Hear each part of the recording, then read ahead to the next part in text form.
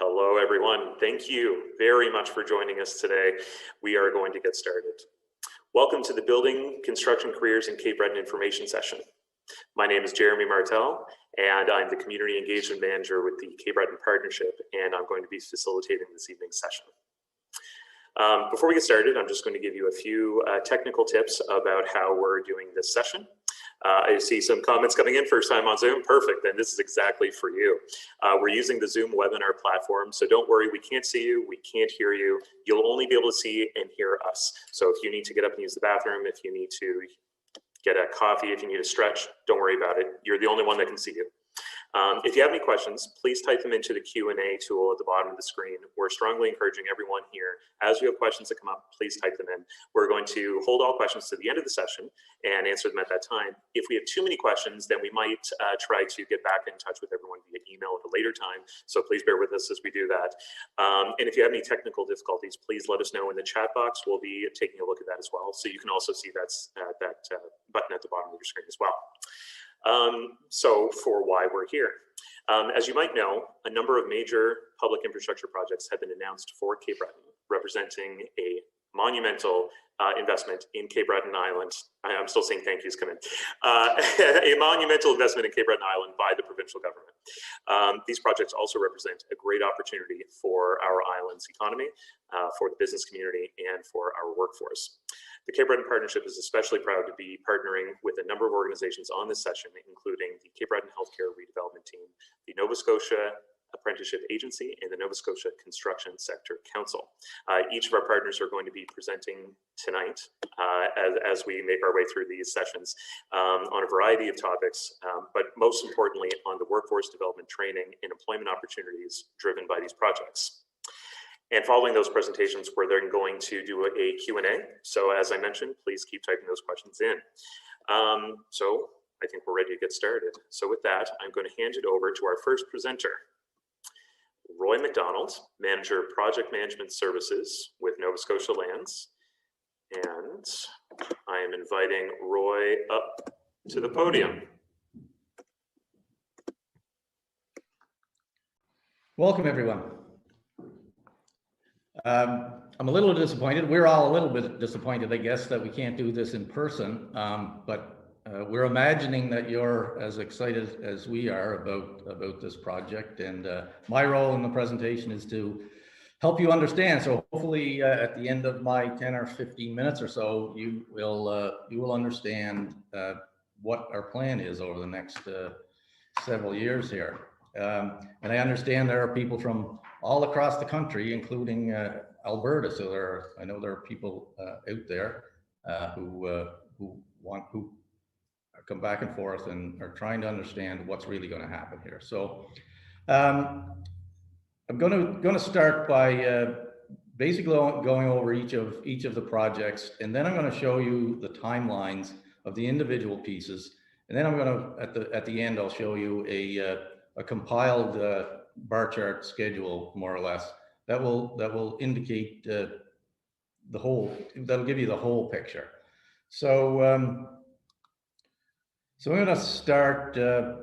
First of all, maybe I'll start with our team and how this is set up. So government is supportive of these projects. We're going to be working on it over the next half dozen years or so. The projects represent hundreds of millions of dollars of investment in core infrastructure. I'm going to talk specifically about the healthcare redevelopment, but understand that I won't be speaking about the Marconi campus, which is happening in downtown Sydney. And what I'm going to speak about doesn't include any sort of private investment that may happen or may be spurred on from the government investment. So that's it's quite an opportunity. I've lived here all my life. I've never experienced this level of investment. So we're all very excited. So there are four major sites to this project.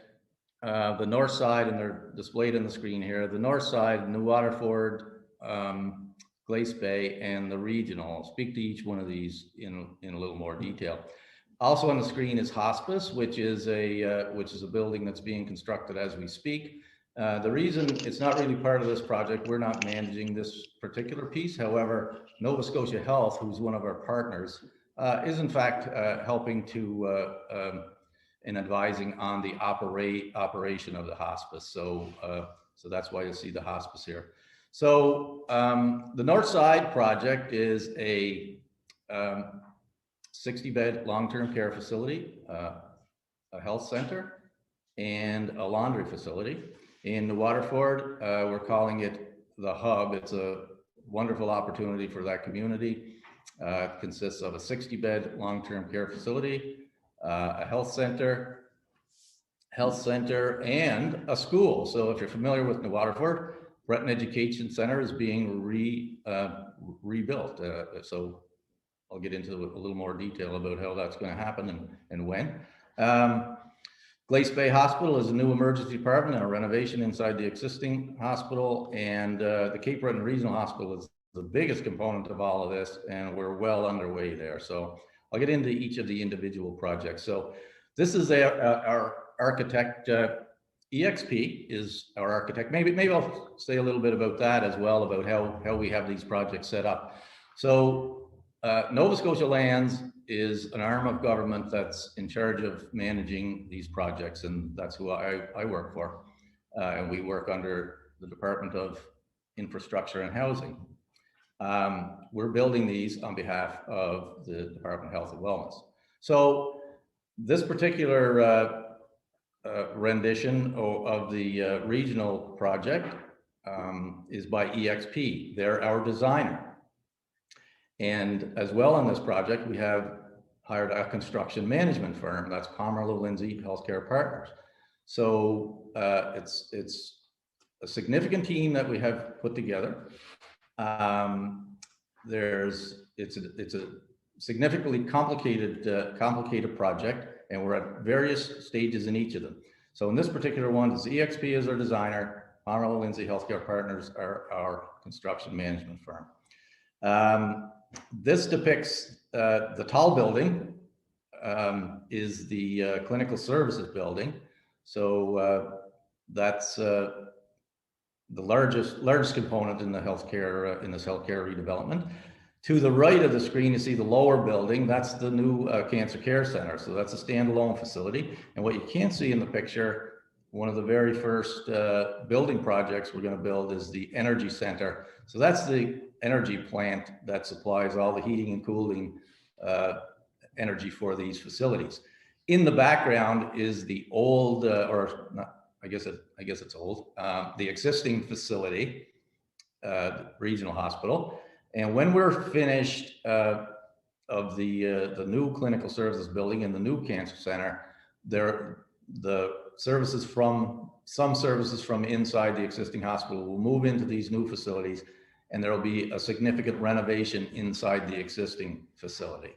So that's pretty much what's happening at the regional. Now, for anybody that's from here, if you drive by the regional hospital today on Highway 125, you'll see there's all sorts of construction action happening there. That is what we're calling the early works construction package. It's about a $5 million earthworks package that a local contractor is performing. So we're essentially leveling off the back field behind the hospital, and that's where this new facility is going to be built. We also have another $10 million telethermic piping contract that is about to start as well. We've had the kickoff meeting, and that contractor is poised to begin that contract as well. That's all of the underground heating and cooling piping that comes from the energy center and supplies those energies to these two buildings. So that's pretty much the regional hospital project in a nutshell. This next rendition is the North Side Health Center. It'll be built in the North Side Industrial Park, and it overlooks the harbor. And if you were down on Shore Road, if you're familiar with the area, if you're down on Shore Road between Sydney Mines and North Sydney, where the existing hospital is located, the Northside General. This will replace it, and it's pretty much up behind that in the industrial park. This facility is being designed by A49. And our construction management firm here is PCL. So I just want to bring your attention to the far right. You'll see a lower, flatter building that's almost hidden. That's the new laundry center. So this facility on the north side consists of the laundry center, which will be doing processing all the laundry from all of the healthcare facilities in the Cape Breton region municipality, including all of the projects that I'm going to speak about here. The north side, the bigger building here you see is the health center on the first 2 floors, and the top 2 floors are the long-term care facility.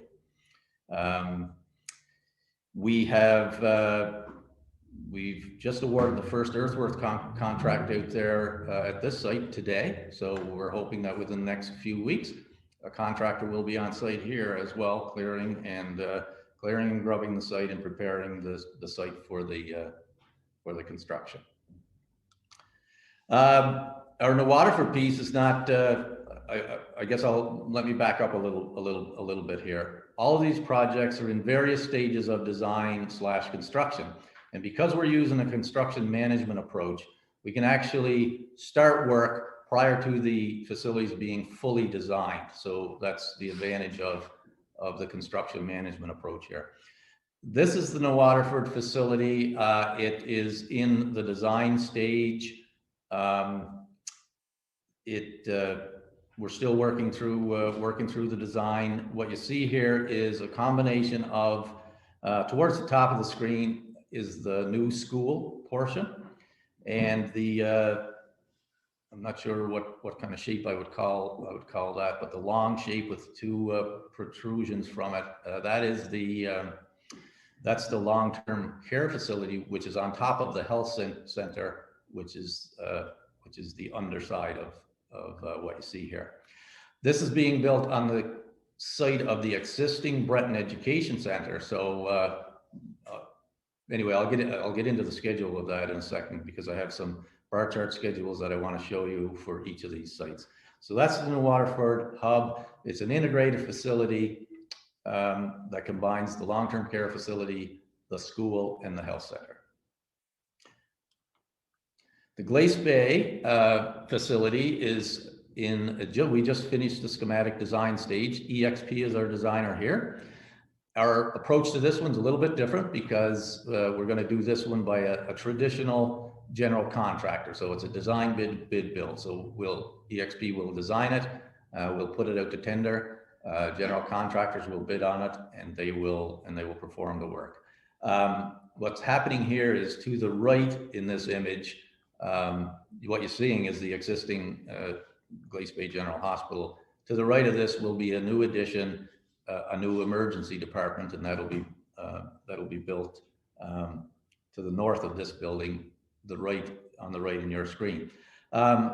When that is completed, there's a significant renovation inside the existing facility as well. So, looking at some timelines here, this is the Cape Breton regional timeline. So the vertical green line is today. The green bars are the design phases, and the orange bars are the construction phases. So if you look at the vertical green line, that shows you that we are significantly advanced in some portions of the design, and some of the projects. The bottom orange bar is the site works construction. We started that quite some time ago. We had to build a new parking lot, and that's completed. And the work that's going on right now is the remainder of that orange bar that goes out into the fall of this year.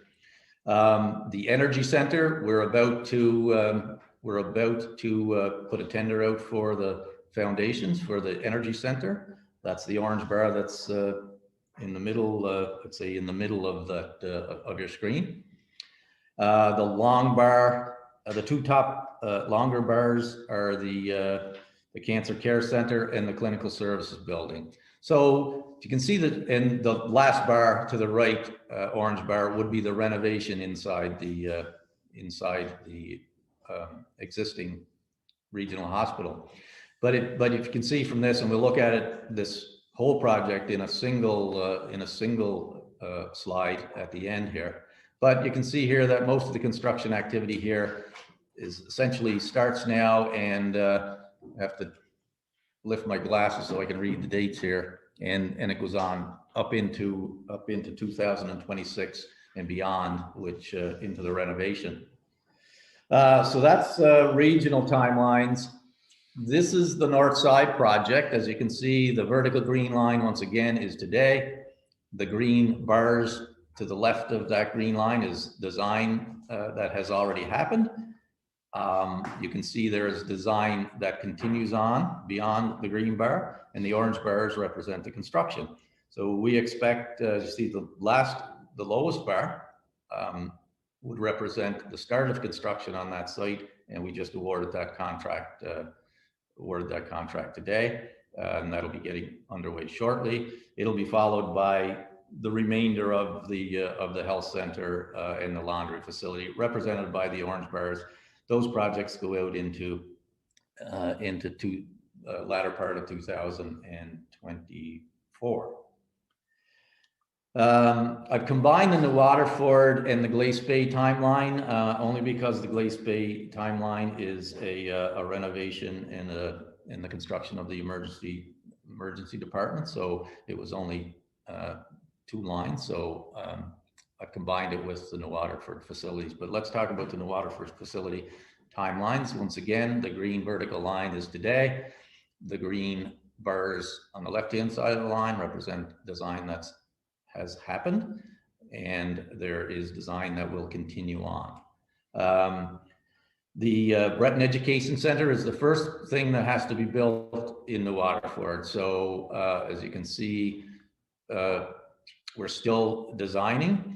That construction will do an early works package in New Waterford, probably this summer. That earthwork and underground piping would begin, and that would go out until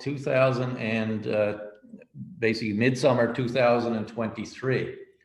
The purple bar is the demolition of the existing Breton Education Center, and the orange bar directly below it would be the beginning of the health center and the long-term care facility, starting in the fall of 2023, and that construction goes on up into round about 2026. So, in Glace Bay, of course. This one, as I said, is a little bit different because in the design phase is quite long, and nothing happens before, no construction happens before the design is complete. That's because we're using the design bid build approach, which is the traditional approach to construction, where a building gets designed, it goes out to bid, general contractors bid, and then we award and they build it. So basically that's what's being represented here. So the green, because in this particular way of designing and tendering, we have to completely design it, and that's why the design phase is significantly long before any construction can start there. So you have to understand 100% what you're going to build before it can go to tender. So that's the 4 sites and the 4 projects on a timeline, and so I'm going to show it to you all in a single bar chart. So this represents all of the projects, and I think if you just take a kind of a bird's eye view of this thing, you can see you're mostly concerned with the orange bars. All those orange bars represent all of the construction on these sites, and of course it also means it's hundreds of millions of dollars worth of construction, and that's where you and essentially that's where the workforce comes in. So Anyway, that's the end of my presentation. So hopefully that gives you a broad overview of what the projects are, the timeline, and the magnitude, and hopefully you can see yourselves fitting into this project at some time in the near future. Thanks.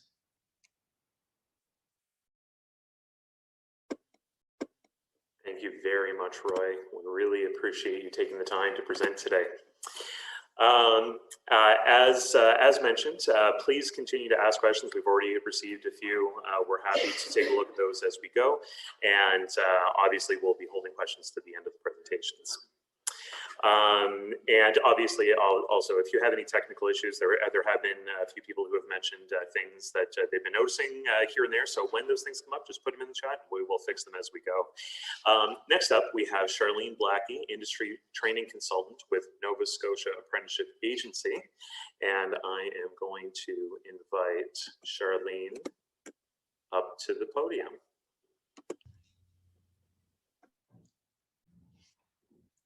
Hi, everyone. Welcome. As Jeremy said, I'm the training consultant here in Sydney. So I look after all the apprentices and I work with employers in the area. So how apprenticeship fits into this whole thing is anyone who's going to work on these projects in an apprenticeable trade, such as carpentry or electrician or plumber, you are going to have to be either registered as an apprentice or already have your red seal.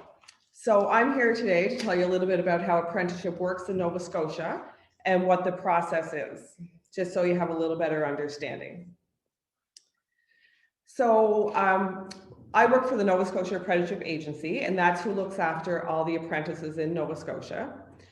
So it's an agent of the Crown. It's operated under the authority of the Apprenticeship and Trades Qualification Act, the Operating Charter, and the General Regulations, and is authorized to manage the trades training and certification system in Nova Scotia. So anything you do with apprenticeship, it happens through the Nova Scotia Apprenticeship Agency. So what exactly is apprenticeship? Apprenticeship is a post-secondary career path that will lead to certification in a skilled trade. Apprentices complete a combination of on-the-job and technical training. They work with certified journey persons who pass on knowledge and skills. And the apprenticeship model is designed around the fact that most of what you do, you need and learn will be learned on the job. So also we have what's called a joint registration agreement, which means that sometimes apprentices work with different unions, and we have an agreement between the Nova Scotia Apprenticeship Agency and that union to work together. So it's an agreement between us, the agency, like I said, and a recognized association, such as a joint registration training committee under a collective agreement, a Micmac Nation band, or a nonprofit, community, or industry organization. And it provides apprentices the opportunity to work within the designated trades with multiple employers without transferring their apprenticeship agreement. So essentially what that means, if you're with a union, such as say the Carpenters Union, you can work on multiple job sites with different employers without having to change your apprenticeship every time. You'll just be registered to that union and work on accumulating your hours, attending training, and so on. So here's a list of some of the construction trades that are available. Those that are in yellow, they're compulsory trades, which mean you have to be registered as an apprentice or be a red seal to work in any of those trades. The other ones, you don't have to be an apprentice or a red seal, with the exception of being on these projects, because as I mentioned at the start, if it is an apprenticeable trade, you do have to be a registered apprentice to work on any of these sites that were just mentioned in the previous presentation. And there's also some related trades at the bottom there, such as a drywall finisher, elevator device mechanic, metal fab. So these are all going to be required on these sites as well. So how do you become an apprentice? That's a question we're asked a lot. So there's actually two ways. There's direct entry. So that means you can become an apprentice as soon as you find an employer. So as long as someone's willing to hire you and give you a chance, you can register as an apprentice, start accumulating those hours, do your block training, and eventually write your Red Seal exam. Or the other way is to attend a pre-employment program, which is often the programs that NSCC or private career colleges. And when you finish those programs, such as a carpenter or electrician or a plumber, when you come out, you're actually given credit towards your apprenticeship. So normally a 1-year program, you'd be credited with your level 1 apprenticeship, as well as 900 hours. 2-year program, you would get double that. So 1,800 hours and credits for level 1 and 2. So this is the apprenticeship pathway. So this is how it works. So you become registered, depending again on whether you're direct entry or you have pre-employment training. You would gain some hours, so 1,800 hours, then you would go to level 1 training, another 1,800 hours level 2 training, another 18 level 3, another 18 level 4, then you write your certification exam. So the whole process is really laid out to allow you to work so many hours, then go to school, gain some more experience, do your next block. So when the time comes to write that certification exam, you would have lots of opportunity to gain hands-on skills, as well as the in the classroom information that you're going to need to be successful at writing your exam. So how do you become an apprentice? Well, the first thing you need to do is find employment. So whether it's direct entry or you went to pre-employment training, either route, you do have to have someone who's willing to hire you, or you become a member of one of the trade unions. They can also apprentice you as well. So you need to discuss this opportunity with either your employer or the union, and then you reach out to us at Apprenticeship or me in the Cape Breton area, and we help you get registered, and you get your card and logbook, and you're good to go and start working and start getting your hours and eventually go to school. So what happens after you're registered? So your application is actually done online. Then it goes to Halifax, it gets entered into our system, and then it comes back to the training consultant where you're going to be employed. So for example, if you're working here in Sydney, it will come back to either myself or a coworker who will be able to meet with you and is local. So then once I get the application, we'll meet with you and your employer, and we'll discuss apprenticeship, what it means, what the requirements are. You'll be given a logbook and an ID card, and then you're ready to start your journey. My contact info will be at the end of the presentation as well if anyone needs to contact me after this. So I often get asked about apprenticeship training. So all of our training is normally offered at NSCC campuses throughout the province, or sometimes at some of our different unions. There's intake several times a year. The length is between 5 and 10 weeks, depending on the trade and the level that you're taking. It is in class or online. Of course, this year it's all online since COVID. We can't do any in-class training, but normally it's one or the other. And right now there is no cost to training. So your books do need to be purchased. However, we also have some supports in place for that as well to help you with the purchase of those books. And on the bottom here, our training schedule is on our website. I don't really have time to go into it right now, but it will give you an idea of what training is offered, when it's offered, where it's offered, and how long. So when you do go to training, like I said, we do have some financial supports available. So some things that are available to you is a $4,000 Canada apprenticeship loan, which you can get for every block of training that you go to. It is repayable, unfortunately, but it does help people out who, of course, are going to have a reduced income if they go to training, or they may incur some other expenses that they normally wouldn't. You're also going to be eligible for EI benefits. Normally, when you go to school, you're not eligible for EI. However, we do have an agreement with employment insurance that we give you a code to enter, so you do collect your EI benefits while in school. And then also we have a partnership with Employment Nova Scotia. So they can provide you with money for things such as childcare, travel, your books, a computer if your class is offered virtual, and even some accommodations if you have to travel to another area to attend school. So there's lots of financial help out there. A lot of times as a training consultant, I hear from clients that they can't afford to leave work to go to school. They can't, it's too hard, but we do have a lot of things in place now for apprentices to help them get through this training.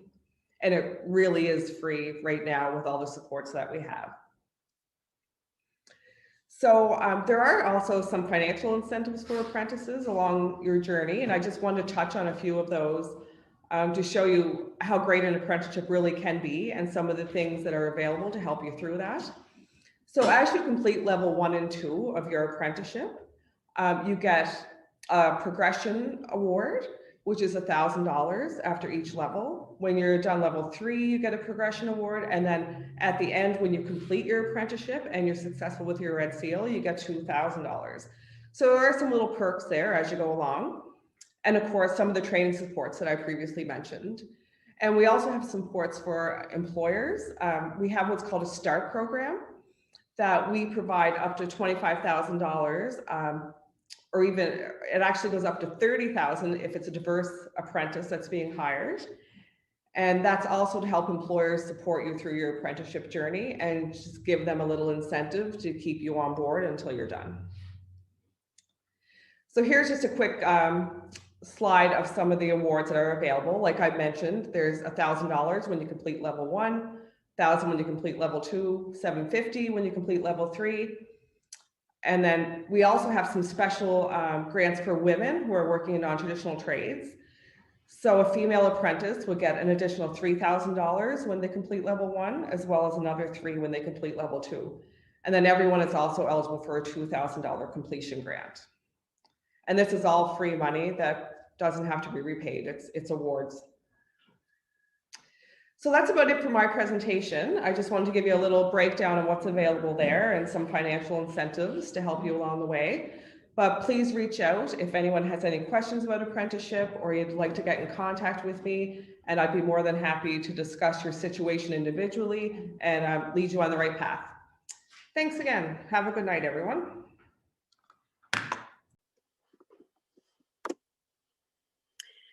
Hi, everyone. My name is Rochelle Hatcher, and special thanks to Charlene for a great presentation.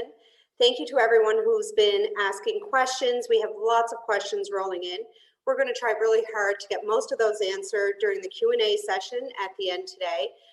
Please note that we are trying to record the session, and we hope to share that. I know a lot of people have been asking for the slides and some of the diagrams, so we do hope to share some of that with you after the presentation. We'll work really hard on that.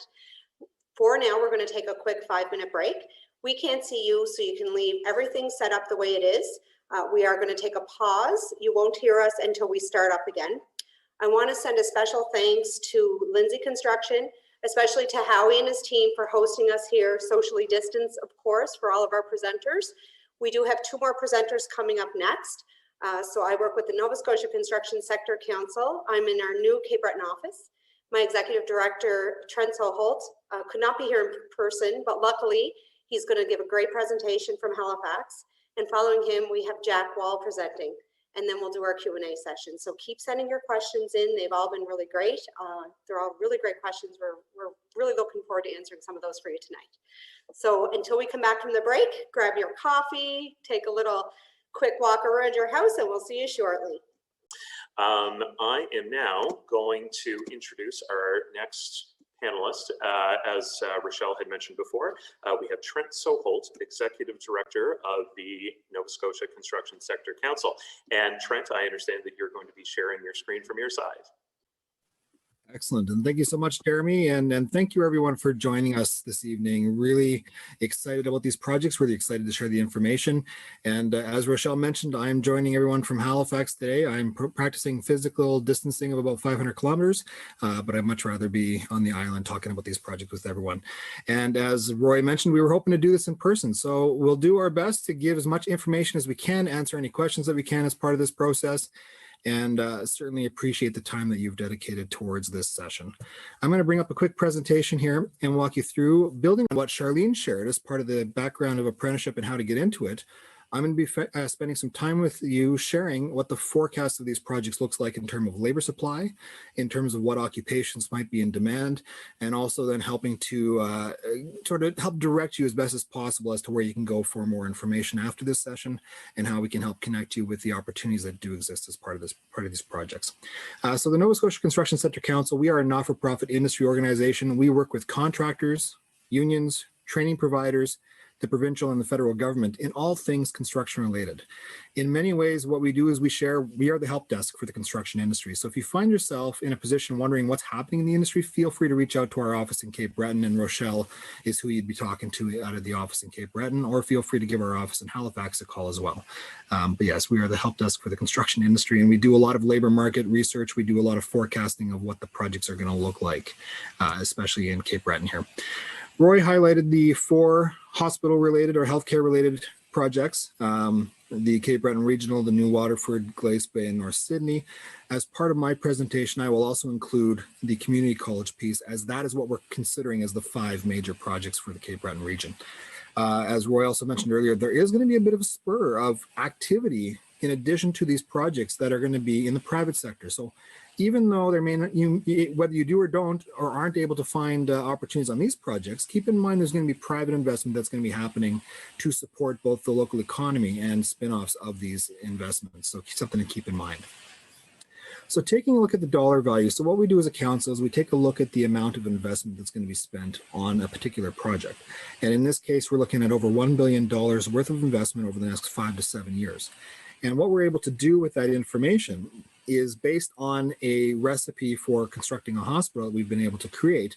We're able to then break it down into the different aspects of the project and specifically into the different occupations that are going to be in demand as part of these projects. And what we did as part of this research is we vetted it not only with the provincial government, Roy and his team with Nova Scotia Lands and Transportation Infrastructure Renewal. We also then took it to industry, to the contractors, to the unions, to the training providers, and what have you, to make sure that what we were assessing made sense and resonated with the industry. You saw this slide earlier as Roy was talking about sort of the staging of each of the projects. And this is important information that we're able to then build into our system to then see where the best opportunities start to lie. In taking a look at the projects, that schedule that I showed you earlier, we're able to break it down as to when that investment and when those individuals are going to be needed most on a job and at what time. And in doing so, you can see the bars that illustrate each of the individual projects when they're starting, and then they go over a bit of a curve as to when they get busier based on the design, based on the anticipated project schedule, and then they start to taper off a little bit towards the end. And we're looking, as I said, sort of a 5 to 7 year window as to how these projects are going to unfold. Of course, there's a number of variables that can alter this, but this is our best guess at this point in time. We do most of our forecasts in hours worked. So if you're looking at something in G-Strand, why does it say 525,000 hours? What does that translate to? Just to give you an idea, every full-time equivalent worker in our industry works roughly 2,000 hours per year. And so we were able to take that number, divide that by 2,000 hours, and get the number of individuals or the number of belly buttons we're going to need for that project. And what we're able to do then is identify, based on some understanding of the industry, what are going to be trades related occupations that are going to be in demand, and what are going to be what we'd call management or admin or support occupations that are going to be in demand as well. And it's important to clarify both of these, because we talk a lot about trades opportunities, of which there are going to be, but there are also management opportunities as well. So we talk about, project managers or junior project managers or superintendents or estimators or the admin staff or accounting staff. And the individuals back, we put under that umbrella of management. So something to keep in mind. The green here illustrates the trades professionals. The blue here illustrates the number of individuals we anticipate or forecast for those management style occupations. We are then able to do what we call a breakdown by division class. And we break this down, and I know on the left-hand side you see division class. Some relate directly to a trade that you might be familiar with hearing, and some provide sort of a scope of work. Those scopes of work sometimes fall under one trade, sometimes fall under multiple trades. And the exercise we go through though is to get a sense of where do we see pinch points in two categories. Do we see a pinch point in the available labor supply, individuals who are able to work in that field, or do we see a pinch point in the skills that those individuals need to perform that work? And those are some of the things that we spend a lot of time focused on, trying to find solutions then to address how to move forward with major projects like this. So we see some red and some orange happening in the electrical and mechanical trades. What that highlights is that there are skill sets that are going to be needed in those areas. We may have some labor requirements depending on the particular task at hand as on that project, We may also, though, simply need skill development as part of the local labor supply that already exists in those trades. And so those are some of the things that we take a look at. As we start getting into more of the green, we believe that there's an existing labor expected to be available. However, it doesn't mean there aren't opportunities to pursue those occupations as well.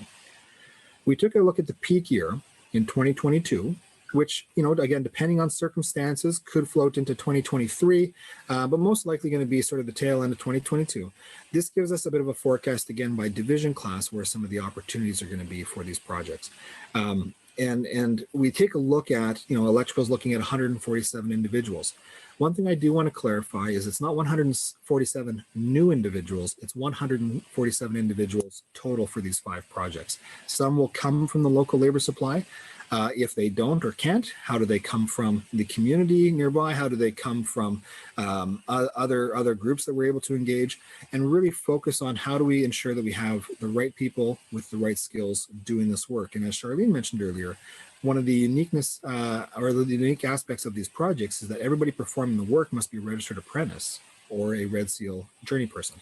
And so that is something else that we're going to be monitoring as we go through these projects, which is really quite remarkable in terms of publicly funded projects. That is rather unique. This is one of the first times we're able to do this in Nova Scotia, and one of the first times we're able to do something like this in all of Canada. So it's pretty exciting. Here are some of the known occupational and training needs. So again, labor supply and training that we're going to need as part of these projects. In electrical, we know we're going to need individuals who have experience doing conduit bending. So that happens both in your steel conduit, it also happens in your PVC conduit, but we need individuals who have that experience to work in a hospital setting. Under the mechanical trades, we need individuals who have medical gas and refrigeration and ventilation for the sheet metal, insulation as well, and architectural siding, which is sometimes referred to as cider deckers if you've come across that phrase, and then welding and part of that as well. Under carpentry, we're seeing some needs in the interior systems mechanic, drywall, formwork as part of these projects, again, focusing on the demand of the project. Under laborers, a cement finishing skill set. Under painters and finishing trades, we're looking at drywall finishers, flooring, as you can imagine in hospital projects, floor covering and the quality and attention to detail that it takes to put down a good floor is critical. We also have a need for painters and glazers. The bricklaying and tile is going to have some core responsibilities. So having that core competency, both as an apprentice or a registered journey person to do that work. And then in the management space, what we've been able to assess is around the estimating, the project management, and the supervision. These are areas that we know are going to be heavily needed as part of these projects. One of the things that we're focusing on, and we've promoted it to all of the contractors and to the unions, is also around diversity and inclusivity training. As part of these projects, we're hoping to engage more of our community, the Indigenous community, African Nova Scotian community, women who are traditionally underrepresented in our sector. We are also want to get persons with disabilities and newcomers to Cape Breton to be or to see opportunities to be on these projects as well. And so that's really where some of this language comes into play.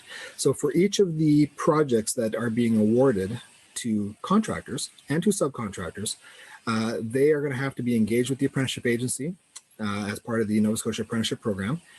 Anything that has a value of 100,000 or more, they must demonstrate that a subcontractor is engaged with the program. Once a general contractor or a contractor wins the project, a minimum of 25% of all designated trade craft hours worked must be performed by registered apprentices. So the language here, which is I know more pertinent to the contractors, but it's important for us to know and to appreciate as part of these contracts.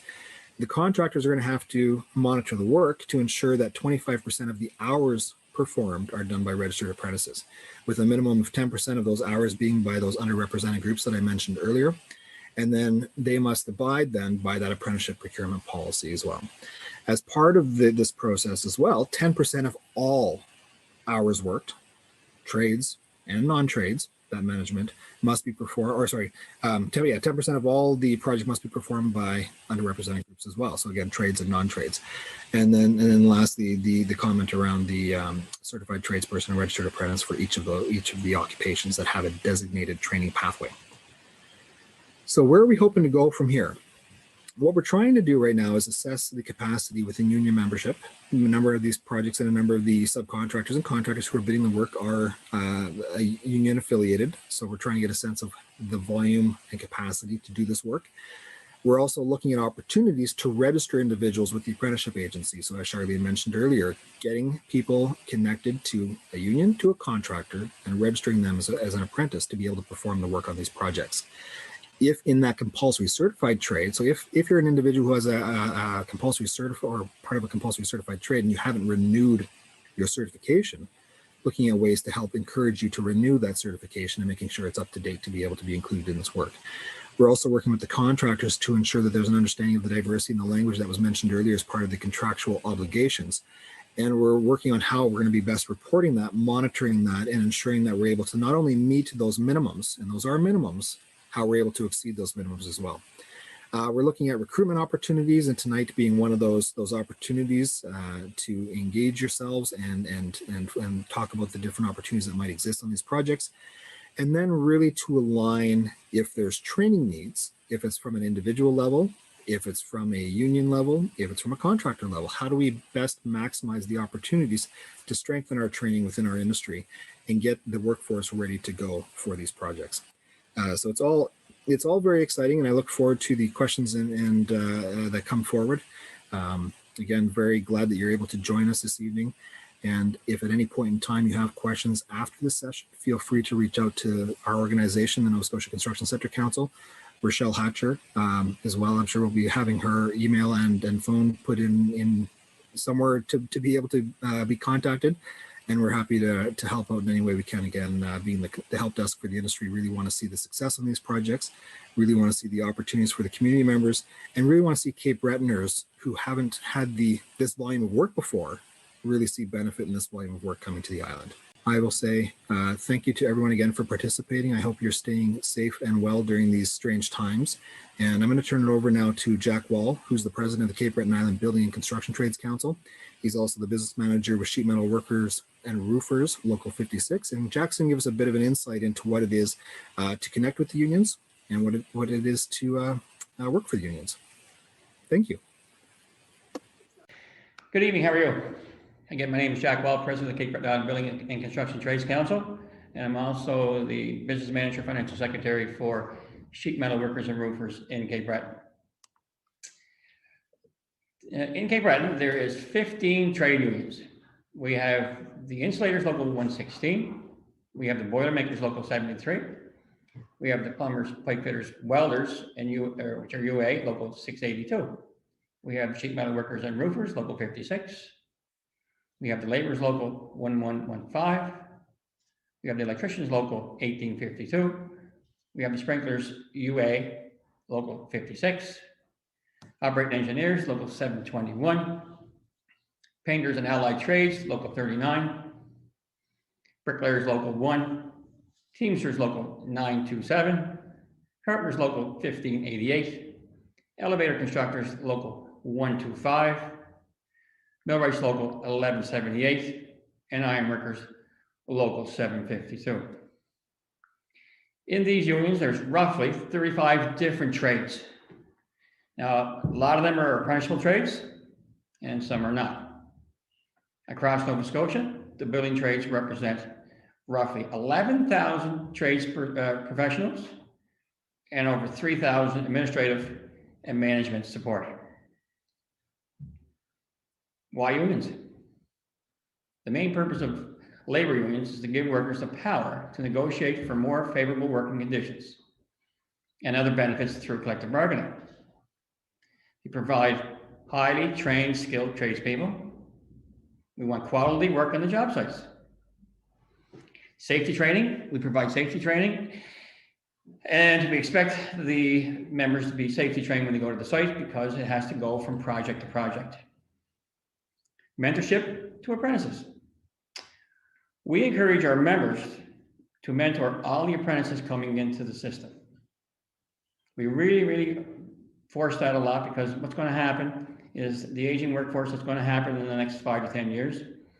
These new apprentices are going to be lead hands, foremen, supervisors on the job site. They might even work themselves, like you said, another time up to be appraisers, project managers, and so on and so forth. As far as pension plans and other benefits go, we help develop pension plans, dental plans, drug plans, We do all this because we're family oriented. We want to make sure that our members' families are taken care of. We focus on giving back to the community. We, along with the contractors, give back to the community in Cape Breton. For all the hours we work, we want to give back. So we believe that for us, if we're fortunate enough to be working in Cape Breton, we want to make sure that we look after some of our, what we do is we give back to the Cape Breton Drag Boat Festival, the Horizon Achievement Center, the Hospice Society. We give back to all of our hospitals, our food banks all across the island, ball teams, and hockey teams. How do we fit into these projects? Unions recruit individuals that have the skills that the contractors need in order to compete and complete these projects. We register our apprentices, provide training and support. When we register an apprentice in our locals, we look after them. We make sure that they get the proper wages as outlined in the collective agreement. We follow them through their apprenticeship journey to make sure that they get the training that they need and they can achieve their red seal. Unions connect individuals to the opportunities that exist in the union with unionized contractors. Supporting contractors. We want people to become part of Cape Breton's building team. We're very excited about this. We want people to go home safe at the end of the day. Very, very important. We want people to show up on time. And when we say that, we want our tradespeople to show up on the job site at least 20 minutes before the day starts. We want to make sure they have proper time to get their tools together, get their gear together, and get themselves ready for a day's work. We want our members to actually be there every day on site. It's very important that when our members do not show up on site, that it not only does it screw up the contractor's day because they have to rework their work for the day, but most times you have a partner. And if you show up, you don't show up, and your partner does show up, at the end of the day, that partner's looking for something to do. We're looking for people to have a positive attitude, to develop their skill sets through training, and we will help and guide them through that. Now, willing to travel. Meaning by that is to go from job sites to job sites. Not every day you get to be on the same job site all the time. It's very important that you know that tomorrow you could be in Glace Bay, next month you could be in City Mines. The opportunities. We are building professionals, and we're very proud of that. These projects have mandated for a more diverse workforce. We are encouraging a more diverse workforce, respect on the job site, respect for our fellow workers. It's important to know some of the things you're going to need to try to figure out if you want to get into the trades. You're going to be working in all kinds of weather. Are you scared of heights? Now, there was lots of times that we would have people being trained for a certain trade, and then when they would go to the site and the contractor put them on a staging or in a scissor lift or a zoom boom, and sometimes even on top of it, or not on top of, but climbing a 10-foot ladder. And then they find out that they're scared of heights. Well, that's a drag, because then there's not too many jobs that we have on the ground for every tradesperson. Very important. Do you have any safety training? The safety training comes into effect in Nova Scotia. You have to have your safety training that belongs to the province of Nova Scotia.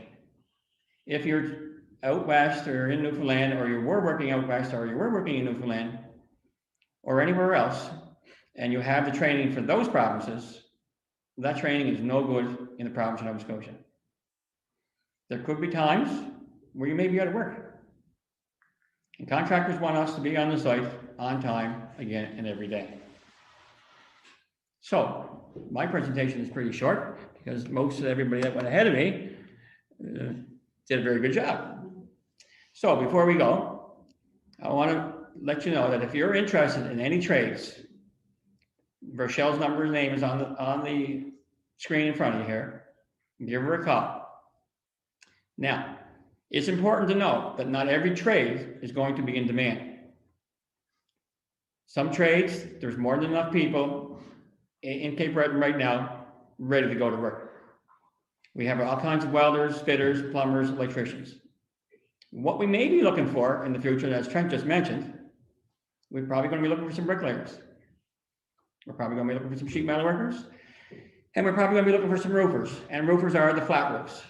Star gravel, torch on membrane, so on and so forth. Drywall hangers, insulators. There are some of the trades that are possible that we're going to be lacking in the industry in the next few years, and through attrition. This is a great opportunity for some new people and for some other developments of some old skills into new skills. And that's it for Jack. Thank you very much. Thank you very much, Jack.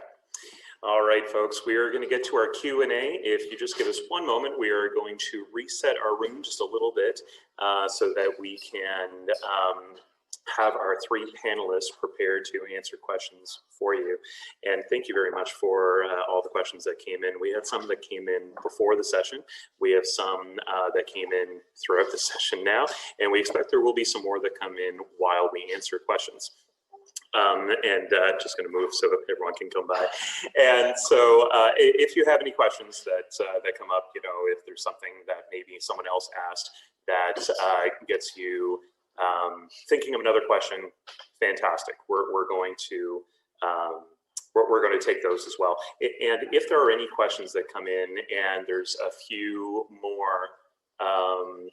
Okay, if there's any questions that come in and we just don't have time, you know, we run out as we go, we will be taking all the questions offline and getting back to you. We do know who asked what questions, so we'll be able to reach back out directly. And hopefully there's a lot of good info that gives everyone a chance to. So give us one moment and we'll be right back in just one moment. Thanks again, and we appreciate your time.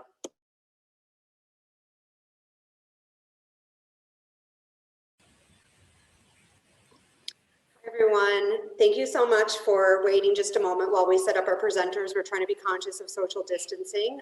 Although they're all in the same bubble, we still do want them to stay as separate as we can. So I think you can all see them. And of course, we have Trent online from Halifax. So we're going to try to get through as many questions as we can now. We've had multiple questions, and I know that a lot of you are very interested, and we have some questions about apprenticeship, about unions, contractors, administrative work. So what I'm going to do is go through the questions and ask them for each presenter first. And anything that doesn't get answered today, feel free to send me an email.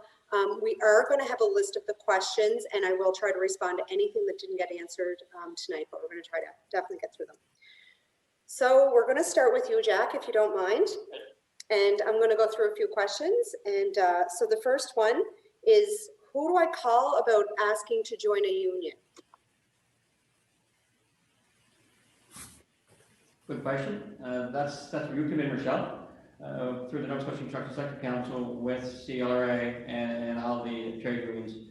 That we figure there's going to be too many questions coming to each individual local. So when they would call you, they would tell you what type of trade they may be interested in or have experience in, and you would relay them back to us with the resume. Perfect. So Jack is saying that we really help to, oh, sorry. Yes, sorry. We're having a few technical difficulties, so we're just trying to make sure we're okay. So what we're doing is making sure that all of our union locals here have the right administrative support. So they've been getting multiple questions since these projects started to develop. And our office is here to support job seekers, people asking questions about unions that maybe have pre-existing experience or no experience at all and that are just interested in trades. So our office can be used for that, and feel free to contact the unions directly, but we can help with that pathway. So Jack, the next question, great question for this week, and I applaud the woman that asked this. So it's International Women's Day this week. Charlene had some great information for women apprentices, which I found very interesting myself. Do female apprentices get paid less than males, Jack? Oh my God, no, that's such a no-no. Everybody is paid as per the collective agreement. You go by the hours you work, And the increments that are in the collective agreement, that's what everybody gets. Perfect. Thank you, Jack. If I join the union, is one of the next question, will I get called for work right away? No, because a lot of the unions, they have to go by list.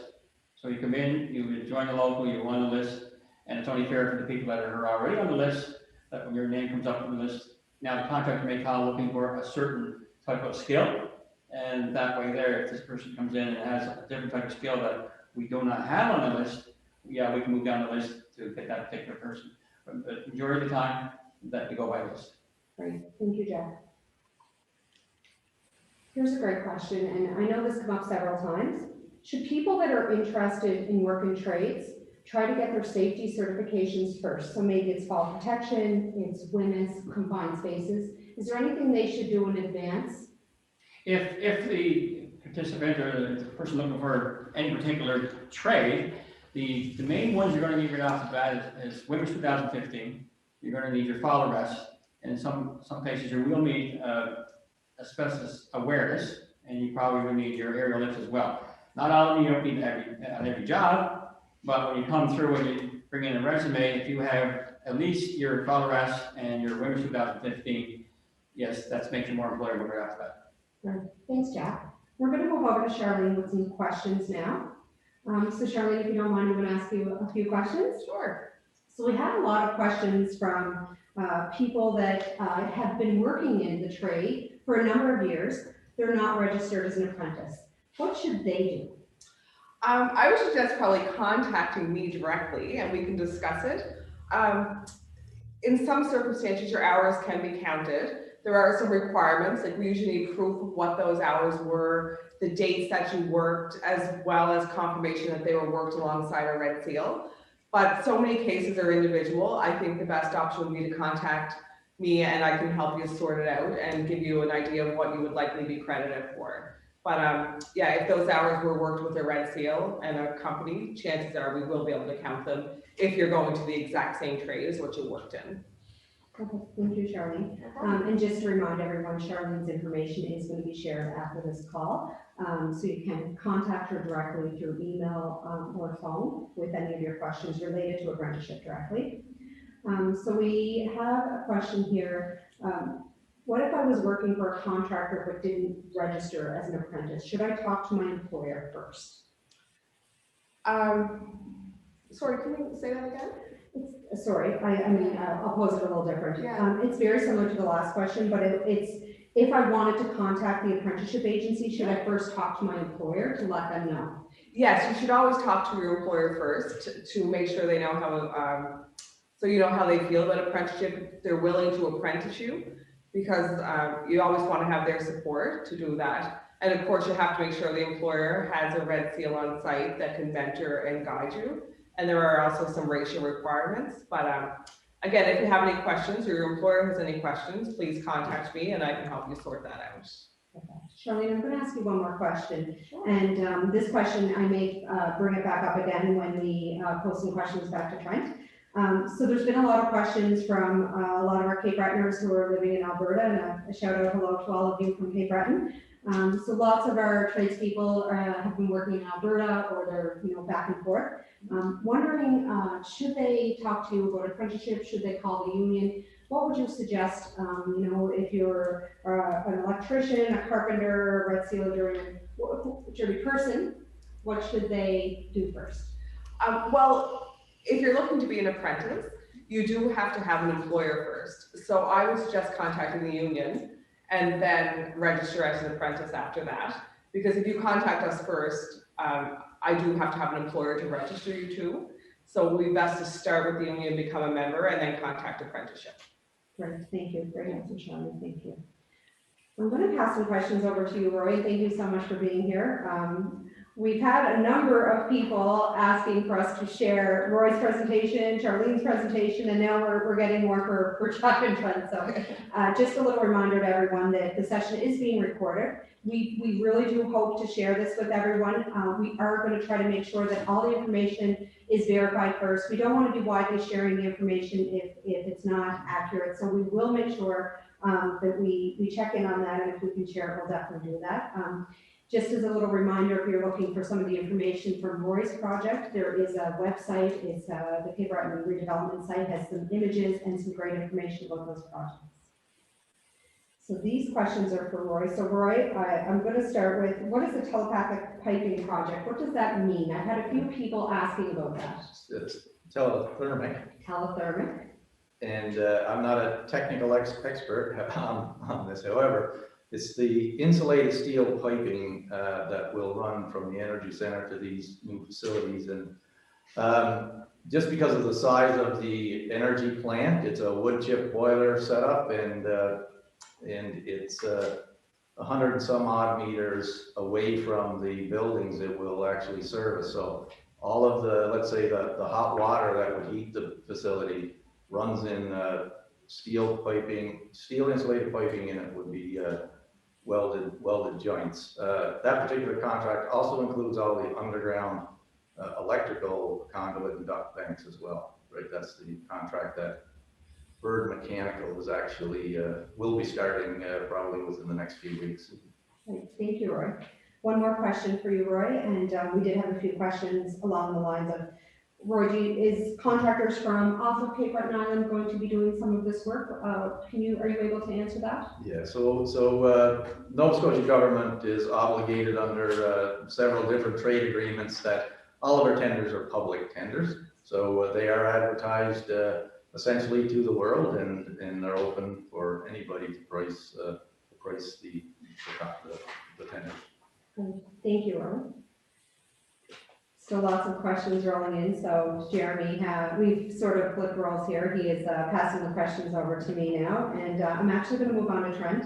And I just want to flag that we're getting a lot of questions, not only about Alberta and working back home in Cape Breton. We're getting a lot of questions around international graduates, women in trades. Is there lots of work for us? So right now, Trent, if you don't mind, I'm going to ask you a few questions, and thanks for a great presentation. So one of the first questions, Trent, and I know you talked about this in your presentation, but I'm going to go back to it because we've had so many questions along those lines. So are there some trades that have more opportunity than other trades?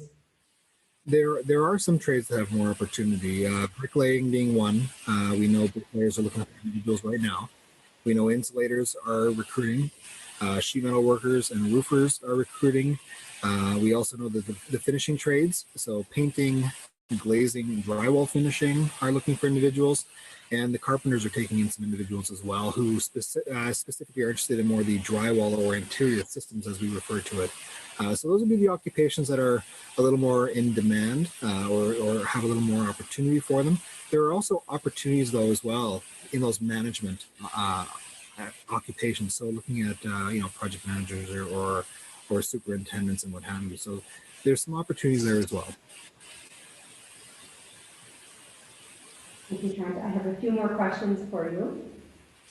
Trent, where will these jobs be posted? How will I know that there's jobs in trades? This question comes up quite often, and Trent is smiling because he's our industry expert for sure, and I know he gets asked this question often, and so does our office. So Trent, if you wouldn't mind answering, where the jobs will be posted? It's a great question. I am smiling because I do get this a lot. The jobs in construction, unless they're management occupations, don't tend to be posted anywhere. The best opportunity is if you as an individual want to pursue carpentry, for example, or sheet metal or plumbing, is really best to connect with that union or a contractor who employs those individuals. And what we've set up in Cape Breton is, with Rochelle, with you being there, we've been able to provide that added resource to help alleviate some of that challenge for some of the unions to respond in a timely fashion. So if you're passionate about a specific occupation, reach out, contact, have a resume. If you don't have a resume, connect with the Nova Scotia Work Center or a family member and build that resume with your history, your interest, and then really focus on the occupation that you're looking to get more information about or to pursue. By the time, I'm sure you can appreciate, by the time if we were to post positions, for example, by the time we posted a position, by the time we did an interview, by the time we closed the posting, the job's done. And we've probably missed that window of opportunity, which is why we encourage people to reach out, depending on the occupation they want to pursue, as soon as possible. Thank you, Trent. another question for you, Trent, and this one's interesting. It come up a few times. So we're talking about trades opportunities, and Trent always in his presentation, it's not only opportunities in the trades, there's opportunities in construction, in the management pieces and the administrative pieces of construction.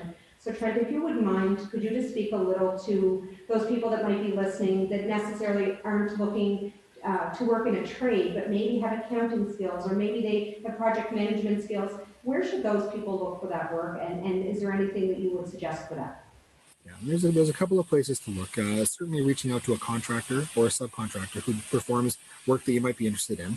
Reaching out to those contractors directly. A number of them post job opportunities on their own websites. Some post on Career Beacon or Indeed. I know they get filtered as well. If you're not sure though where to go, or you're not sure the contractors to approach, feel free to reach out to our office, reach out to Michelle, or reach out to our office in Halifax, and we'll gladly try to connect you with the employers that we know have expressed a need or are looking for workers in those specific fields. Thank you, Trent. Two more questions for you, Trent, and then we're going to probably finish up the question and answer portion. I think we've answered a lot of the questions, and I know there's still probably a lot more. One of the questions that continues to come up is, I'm a woman, I'm a newcomer. Is there more opportunities now? Are we hearing more about diversity? Can you speak a little to that, Trent, please? And maybe a little bit about what we're doing here in Cape Breton differently in the construction sector now. Yeah, thanks for that. And it's exciting times. The province of Nova Scotia has really become a leader in this space, where through public policy, diversity on our job sites is extremely important, and diversity in general, have industries representing our communities is extremely important. And what I have to really applaud the province for putting some language in tender contracts to say that as part of doing this work, contractors and workers must represent the communities they're there to serve. So with having the 25% registered apprentices and 10% of that being diverse, and then 10% of the overall workforce being diverse, we've got almost a mandated requirement now to have those underrepresented groups built into the system for meaningful work. That's the key to all this. Is it's for meaningful employment, not just to have the individual on staff and continue to move on. It's for meaningful employment for that individual to complete their apprenticeship, to make a good wage and what have you. So having that in as a contractual obligation, what it's done is for our contractors is it's created more opportunity for those newcomers, for women to look at opportunities and have those doors sort of opened where they may have felt closed in the past. And we're really trying to put in a new process and a new system to really change how things have been done, and to really get us to where, again, our industries represent the communities they're there to serve. Thank you, Trent. So I'm just going to ask this question. I know it's probably going to be our last question. Again, this question has come up a few times. So some of the people on the call, and I know I've spoken to a lot of you today. I see our list of registrants, and thank you for calling the office and being interested in asking questions. People are asking about a list of contractors. Who is the contractor I should contact? I'm a pipe fitter. I know there's a contract that went out. So Trent, can you speak a little bit to the best pathway for individuals with regards to contractors here on Cape Breton Island, and specifically to these infrastructure projects? Sure. As contractors are announced, they're usually published, or they become sort of front page news these days, which is fantastic. It shows the excitement on the island. If you're able to catch who that is and you want to reach out to those contractors directly for, say, a management related occupation, certainly have the ability to do so. You also have the ability to come to our office and talk to Rochelle, and we'll help connect you to the appropriate channels as best as possible. If it's a trades related opportunity though, and that contractor is unionized, what we do is we were encouraging everyone to reach out to the respective or the appropriate union who would best represent the work. So if we're talking about a mechanical contractor, for example, you want to reach out to UA 682 or to the sheet metal workers or to the insulators, as those are the mechanical trades. And I know some of that can seem daunting to navigate, and fully appreciate that. You may think to yourself, well, I need to know who can I call. You can call us. You can call Rochelle in our Cape Breton office and be able to talk to you, and we'll work together to make sure that we can best direct you to find the opportunities that exist. Trent, I know I said one more, that was the last question, but Jeremy is, you can't see him off screen, everyone, but he just told me I have to ask one more question. So this is a bit of a two-part question, I guess, but it may have gotten answered in some form, but I'm going to ask it again because I know we've had several questions come in very similar. Is it too late to get hired on these projects? Will there be more training? What does this all mean for, people with pre-existing trade experience, or if I have no training or no trades experience at all? So try and give us a little bit of insight into, what the next, year or two looks like for people. That sounded like 4 questions. So I'll do my best to answer all 4 questions, but if I forget any, please feel free to ask me again. Is it too late to get involved with these projects? Absolutely not. A lot of these projects are just starting. We're really at the very early stage of these 5 projects. And yes, there's some site work going on, there's some clearing going on, but as we go, these are going to be a 5 to 7 year investment and project life cycle. So there's going to be opportunities coming throughout this entire 5 to 7 year period. So is it too late? No, it's not too late. Is there opportunities for skills training? Absolutely. What we're doing is in partnership with the unions, in partnership with Labour and Advanced Education, the Nova Scotia Apprenticeship Agency, Community College, we're looking at opportunities for training to be specifically for these projects. We're also working with a lot of Nova Scotia work centers to really align training to best maximize the opportunities for these. So if you're looking for training and you've never done trade before, there's the ability to explore a little bit. There's some fantastic programs out there. Women Unlimited is one that comes to mind, where you can explore different career opportunities before you settle in a path that you want to pursue. We also have a number of the diverse communities who've set up committees to help their own community members find out which occupations would best suit each individual as well. So there's that opportunity. I think that only answered 2 of the 4 questions though. So if you can remind me the other 2.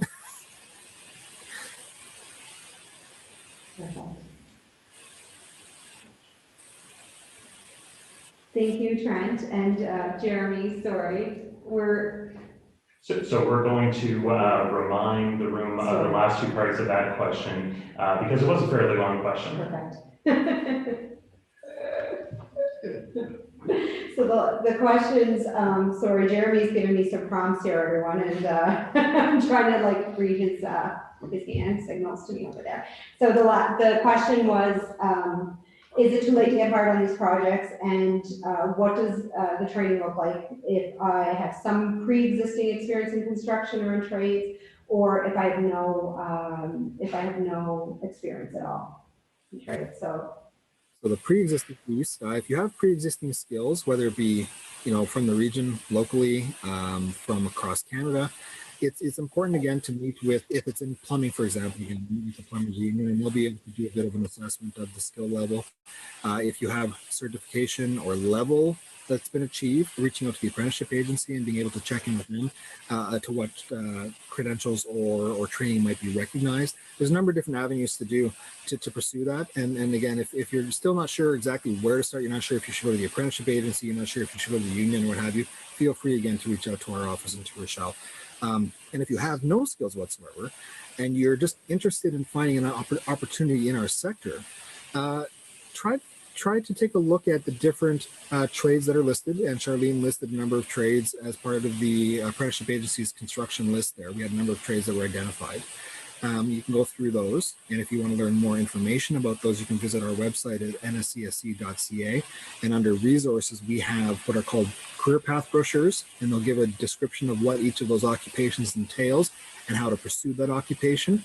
And then if that doesn't help and you're not sure exactly where to start, we also have a number of career awareness activities that are, in a non-COVID time, we're hoping to re-implement, where we're hoping to provide individuals both in Cape Breton and on the mainland a chance to try some of these occupations out and really get a sense of what might be a fit for them. But some things to ask yourself, as Jack mentioned earlier, are you afraid of heights? Does working outside in various weather concern you? Are you okay with confined spaces, long hours, all the different things that Jack mentioned earlier? Ask yourself, is that a fit for me? And if it is, happy to help you out. If it's not, that's okay. There's no shame in saying that's not for me. That's a wonderful realization. If you're thinking to yourself, I love numbers, or I want to be an accountant, are there opportunities in that? We can help you out and direct you in the best way as possible. But Certainly don't feel like there's nothing for me in our industry. Our industry is changing very quickly and growing very quickly, and we have a lot of opportunities coming up, whether they be as part of these projects or other projects moving forward. Thank you, Trent. So everyone, apparently because I delayed so long with that last question of getting kicked off, and Jeremy's going to be coming back. But I want to thank everyone for being on. Jeremy's going to take a few minutes to let everyone know how you can reach us, the best way to get more questions answered. Special thanks to all of our presenters tonight. I know Jeremy's going to do that as well. And there's also another session coming up, so pay attention to that if you want to connect in with us some more. And Trent, thank you for answering all those questions. I know there's a little more for you. So thank you, everyone. I'm just going to be a moment, and Jeremy will be right with you. Good job, bro.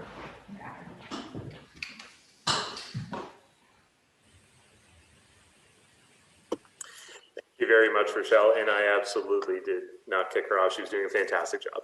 And thank you, Trent, and thank you, Jack, thank you, Charlene, thank you, Roy, thank you, Rochelle. I certainly hope that everyone got a lot of helpful information out of this session. If you did, and you would like to know more, we do have an opportunity to connect more with you. So we will be sending a wrap-up email to everyone that attended this session, where we'll have a form that you'll be able to fill out. Just give us a rough idea of where you're at with things, and we'll be able to connect you with the proper resources as we go. There will be lots of opportunities in the future for more connections, but this is just so that we have a better idea to help you the best that we can. Our next session is going to be on March 23rd, same time, 6 p.m. It'll be a Tuesday, about a week and a half away, and we hope that you can make that as well. If you did not already register, there's still time, and I have a poll that is now launched in front of your screens, and that is going to give you a couple questions that we're hoping that you can answer. It'll really help us do better presentations as we go, and there's an opportunity there to let us know if you want to automatically be registered for the next session. So we'd certainly appreciate it if you could quickly click yes or no on those questions that you see in front of you there, and we think that would be very helpful. Again, thank you very much. It was a great evening, lots of great questions. We wrapped up a little earlier than expected, but we do know there were some questions that came in that we'll have to get to separately. So we will be trying to reach out with those to those who asked those questions as well. So thank you again. Before I let it go, if anyone from our panel would like to let me know if they have any final comments, I'd be happy to unmute your screens as well, or Trent, you can freely talk because I don't have to unmute you at all. No, just thank you, everyone. Please have a great evening, stay safe, and hope to get a chance to see you in person. Perfect. Thank you, Trent. And all three panelists here in the room with us gave us the indication that they are all great as well. They feel good. They feel that they've said everything they have to. And hopefully, if any of you have any questions, please use the contact information on the screen as well. They'd be happy to help you as we go. But in the meantime, we will be reaching out for further information. Thanks again, everyone, and have a fantastic and safe evening tonight. Thank you.